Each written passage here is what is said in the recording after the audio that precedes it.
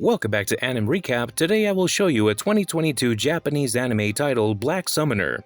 The protagonist Kelvin wakes up in a strange new place with no memories of his past. He discovers that he gave up those memories when he transmigrated in exchange for powerful new abilities. As a summoner, he was going to a whole new world, and his first follower was the goddess who brought him there. Kelvin starts his new life as an adventurer, and it doesn't take long to realize his true nature as a war junkie. His travels take him worldwide, where he meets both powerful new allies and strong enemies. Join this black-clad adventurer on an exciting and epic journey as he and his friends write their names into history. The story opens up as Kevin heads out of the town of Parth, where he joins the Adventurers Guild as a basic mage.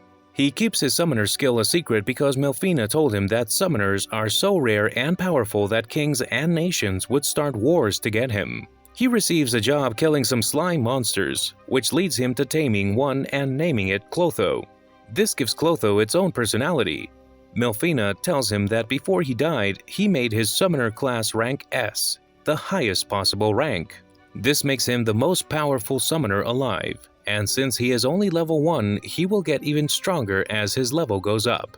His skills also boost his summons, as Clotho is now 100 times stronger because of it.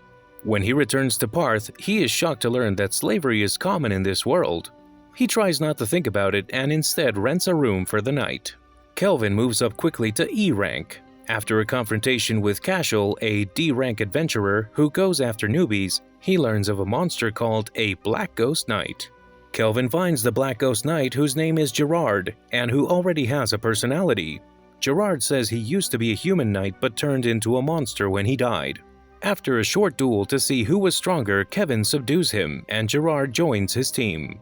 The next day, Kelvin gives Cashel a piece of Gerard's armor to prove he did the job.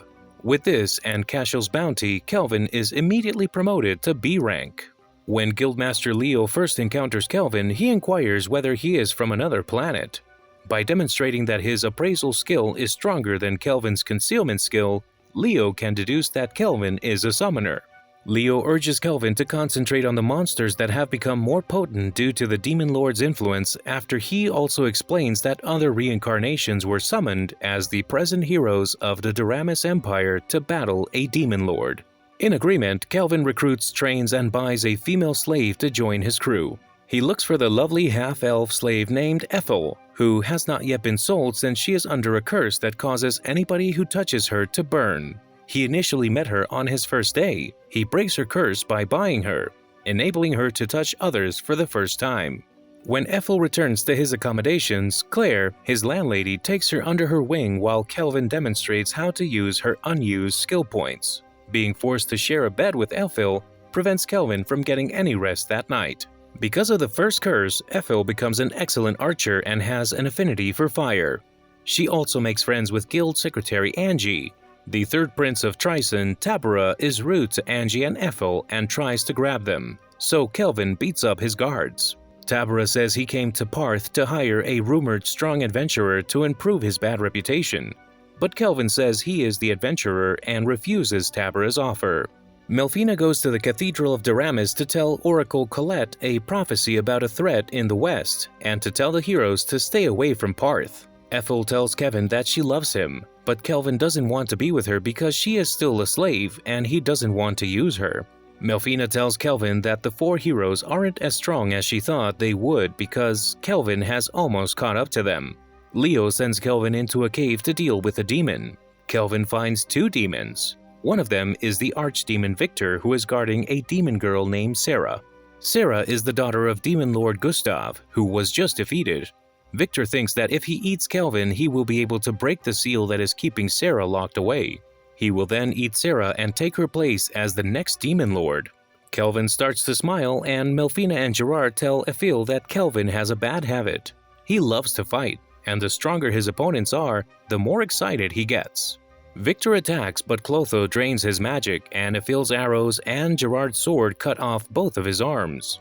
Victor takes on his full demon form, but they work together and beat him anyway. A stone pillar almost falls on Sarah until Victor saves her. Victor says he never had any plans to eat Sarah. In reality, Sarah's father, Gustav, gave Victor the job of protecting and training Sarah when she was young. Before the hero beat him, Gustav put a spell on Sarah that sealed her away so that only a human could break in.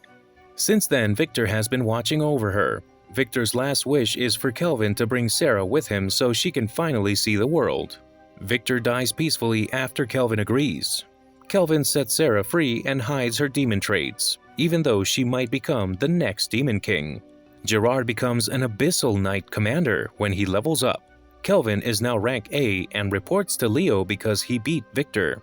Angie plans a party to celebrate Kelvin's new job. When everyone is too drunk to move, Kelvin finds Sarah crying over Victor, her only friend as a child. She decides to see the whole world in Victor's memory, especially the ocean, so she can learn to swim as Victor promised. After taming Sarah, Kelvin makes her armor out of Victor's armor and gives Gerard a new sword called Dainsleif. Kelvin suddenly craves rice, so they all go to the water kingdom of Taraj, its coastal capital city, where Sarah can swim in the ocean and rice can be found. On the way, a bandit group called Black Wind attacks them because they want Sarah and Ephil for the slave trade. Sarah likes beating them before Kelvin asks them questions. Kelvin tells Mist, the leader of the Taraj Guild, that Kristoff, a famous adventurer from Tryson, is the secret leader of the Black Wind and is involved in the illegal slave trade. They can't publicly blame Kristoff for political reasons until Kelvin discovers the 4 heroes are in town. Mist asks the heroes to look into the recent kidnappings by the Black Wind at this suggestion. Kelvin finds the slaves Black Wind took and freed them. He then easily beats Kristoff and his men. The heroes eventually catch up to Kristoff, but they think he is just another adventurer set to free the slaves and find Kelvin and his team, who are pretending to be the real leaders of Black Wind. Kelvin finally meets the heroes Tuya and Setsuna, who use swords, and Nana and Miyabi, who use magic. Kelvin challenges them to a fight, and whoever loses has to do one thing the winner says. Kelvin easily defeats them, remarking on their mistakes as they are fighting. The heroes figure out that Kelvin only fought them to see how good they were and help them get better, so they thank him. Kelvin reminds them that they said they would do one thing, so he tells them to take off all their clothes. He then gives them swimming suits and trains them. In Parth, Kelvin buys a big house and hires Ellie and her daughter Luca, 2 slaves he freed from Black Wind, to work around the house. Melfina returns with her avatar body and Kelvin finally calls her into the real world.